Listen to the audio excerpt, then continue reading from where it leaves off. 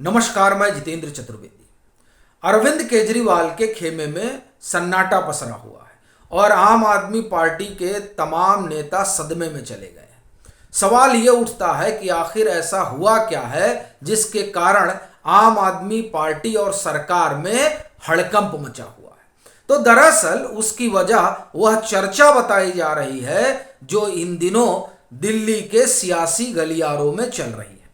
अब फिर प्रश्न उठता है कि कौन सी चर्चा है।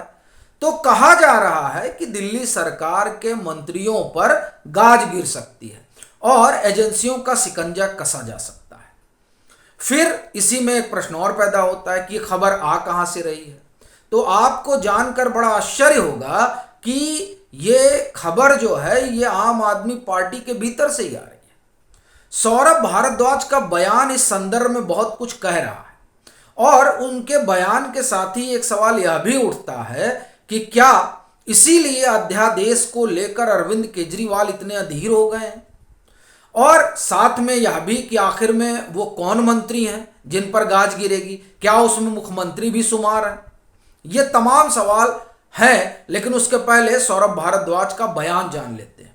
उन्होंने कहा कि देखिए, एलजी ने दिल्ली सरकार के अधिकारियों पर बड़ा दबाव बनाया हुआ है और उनसे कह रखा है कि किसी न किसी तरीके से एक एक मंत्री को फंसाना है। अब जब वो अफसरों का नाम लेते हैं तब वहीं से कहानी शुरू होती है। अफसरों को लेकर जिस तरीके का भाव अरविंद केजरीवाल की सरकार का रहा है वो बताने की जरूरत नहीं है। फिर चाहे वो विशेष सचिव विजिलेंस जे राजशेखर हो या फिर मुख्य सचिव नरेश कुमार, जिस तरीके से उनको फंसाने के लिए, उन पर शिकंजा कसने के लिए आम आदमी पार्टी की सरकार ने तमाम तरह की तरकीबें गढ़ी और फिर दिल्ली विधानसभा की समितियों का सहारा लिया, वो किसी से छुपा नहीं है। पर बड़ा प्रश्न ये है कि सौरभ भारद्वाज ये क्यों कह रहे हैं कि एक एक मंत्री को फंसाए जाने की बात कही गई है।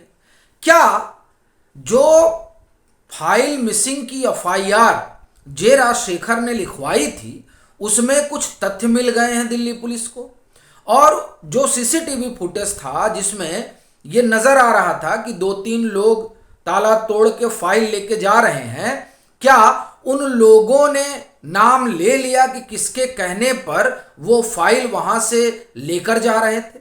आपको ख्याल होगा कि जब 11 मई 2023 को सुप्रीम कोर्ट का फैसला आता है तब बतौर मंत्री सौरभ भारद्वाज सारा काम विशेष सचिव जे राजशेखर से वापस ले लेते हैं और उसे उनके जूनियर में बांट देते हैं। बाद में पता चलता है कि 15-16 की दरमियानी रात विशेष सचिव जे राजशेखर के दफ्तर का ताला टूटता है और वहां से फाइलें गायब हो जाती हैं।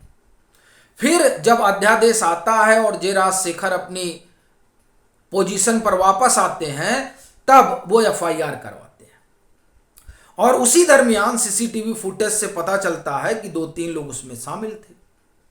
अब किसके कहने पर वो फाइल चोरी हुई थी या ज्ञात था, तो क्या अब दिल्ली पुलिस को ज्ञात हो गया है और तीसरा नंबर सौरभ भारद्वाज का हो सकता है क्या, इस वजह से इस तरह की हलचल है। यह सवाल है जो बहुत बड़ा है। चूंकि सौरभ भारद्वाज खुद इस बात को आगे बढ़ा रहे हैं इसलिए मसला और गंभीर हो जा रहा है कि क्या वाकई में जो फाइल इधर उधर करने की कवायद की गई थी उसकी जानकारी दिल्ली पुलिस को लग गई है। इस कारण से इस तरीके का बयान आम आदमी पार्टी के सरकार के मंत्री दे रहे हैं। एक तो ये हुआ। दूसरा, जो मंत्री हैं वो मैं आपको उनका नाम बताने से पहले एक घटना आपको याद दिलाता हूं कि 16 अप्रैल ये वो तारीख है जब अरविंद केजरीवाल का सीबीआई से सामना हुआ था। चूंकि अरविंद केजरीवाल को सम्मन हुआ था तो इसी रोज उनसे जो है 9 घंटे की पूछताछ हुई थी। उसमें उन्होंने शराब घोटाले से पल्ला झाड़ लिया था और कहा था कि हमें न्यू एक्साइज पॉलिसी के बारे में कोई जानकारी नहीं, जो जानकारी है वो ग्रुप ऑफ मिनिस्टर्स के पास है और ग्रुप ऑफ मिनिस्टर्स का मैं हिस्सा नहीं था, इसलिए सारी जिम्मेदारी जो है वो मनीष सिसोदिया जाने। अब ये जो ग्रुप ऑफ मिनिस्टर्स है इसमें सत्येंद्र जैन, मनीष सिसोदिया के अलावा एक नाम जो चला वो कैलाश गहलोत का है और इसमें एक चीज और आप ध्यान रखिए कि कैलाश गहलोत के ही सरकारी आवास में विजय नायर रहा करते थे। तो जो ये दिल्ली का शराब घोटाला है उसकी जांच पड़ताल आगे चल रही है। उसमें जो एक नाम ग्रुप ऑफ मिनिस्टर्स में आया, वैसे तो 3 नाम, तो एक तो बिहाइंड द बार हैं, दूसरे सत्येंद्र जैन हैं जिनसे पूछताछ हो चुकी है, और जब जब ईडी को या सीबीआई को लगता है कि नहीं और कुछ जानकारी चाहिए तो वो उनके पास जाते हैं और उनसे पूछताछ करते हैं। क्या कुछ इसी तरीके की प्रक्रिया अपनाई जा रही है जिसमें कैलाश गहलोत से भी कुछ जानकारी ली जा सकती है? यह सवाल नाहक नहीं खड़ा हुआ है। असल में जो सौरभ भारद्वाज का बयान है वो बयान अपने आप में बहुत बड़ा है और यह बयान यूं ही आता नहीं है। इस तरह के बयान अगर आप आम आदमी पार्टी की सरकार का आप एक टेंडेंसी देखें तो तभी आता है जब किसी के ऊपर गाज गिरने वाली होती। जैसे आप देखिए, अचानक संजय सिंह हमलावर हो जाते हैं ईडी को लेकर, गवाहों को लेकर। तब पता चलता है कि अरविंद केजरीवाल को सीबीआई ने सम्मन कर दिया है। उससे पहले जब हमलावर हुए थे तब पता चला कि मनीष सिसोदिया का नंबर लग गया है। तो जब भी इस तरह के हमले होते हैं और इस तरह की बातें निकल कर आती हैं कि अब तो उनको गिरफ्तार किया जा सकता है, तो दरअसल अगला कदम वही होता है। इसीलिए जो एक ट्रैक है आम आदमी पार्टी के नेताओं का, उनके मंत्रियों का हमला करने वाला और एजेंसियों को शिकंजे में खड़ा कर देना, एलजी को शिकंजे में खड़ा कर देना, वो दरअसल यही बताता है कि मामला जो है वो कुछ अलग दिशा में जा रहा है, जिसमें कुछ एक मंत्री हैं जिसके ऊपर शिकंजा कसा जा सकता है। अब फौरी तौर पर तो यही 2 लोग हैं जो नजर आ रहे हैं, जिनको लेकर एक तरीके का आप ये कहें कि जो जांच पड़ताल चल रही है उस जांच पड़ताल में प्रत्यक्ष अप्रत्यक्ष तौर पर इनकी चर्चा भी रही है। अब हो सकता है कि एजेंसियों को कुछ नई चीजें मिली हों और उन चीजों की वजह से इन लोगों पर आप ये कह सकते हैं कि तलवार लटक रही हो और इस कारण से सौरभ भारद्वाज ने इस तरह का बयान दिया हो।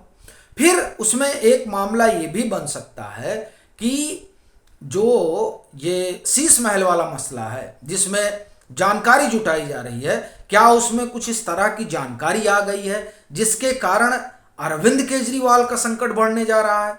क्योंकि ये जो सौरभ भारद्वाज कह रहे हैं ना, ये बड़ी बात है कि दबाव बनाया गया है एक मंत्री। दरअसल मसला दबाव का नहीं है, मसला ये है कि अधिकारी बहुत कुछ निकाल रहे हैं और इस बयान के जरिए क्या अरविंद केजरीवाल की सरकार जो अधिकारियों के साथ शीत युद्ध चल रहा है उस शीत युद्ध का भी पटक्षेप करना चाहती है और वो इस मोड में जाना चाहती है कि कम से कम अब जो ये शीश महल की जांच पड़ताल धड़ल्ले से चल रही है, जिसमें पीडब्ल्यूडी के अधिकारियों से तमाम चीजें मांगी गई हैं। देखिए 7 लोगों को तो शोकॉज नोटिस भेजा गया कि बताइए आपने बिना अनुमति के इतना काम कैसे कर दिया, और वो शीश महल से जुड़ा हुआ है। तो क्या इस बयान के जरिए उन 7 अधिकारियों से ये कहा जा रहा है कि तुम चिंता मत करो, हम माहौल बना रहे हैं कि तुम जो लिखकर भेजोगे उसका मतलब यही, हम चूंकि आज बयान दे दिए तो इसका मतलब यही निकाला जाएगा कि दबाव बनाकर इस तरह की रिपोर्ट उन 7 अधिकारियों से जो शीश महल से जुड़े हुए थे तैयार कराएगी। इसका एक कारण यह भी हो सकता है इस तरह का बयान आने का, और लगता है कि बड़ी संभावना क्या अरविंद केजरीवाल के ही फंसने की आ रही है।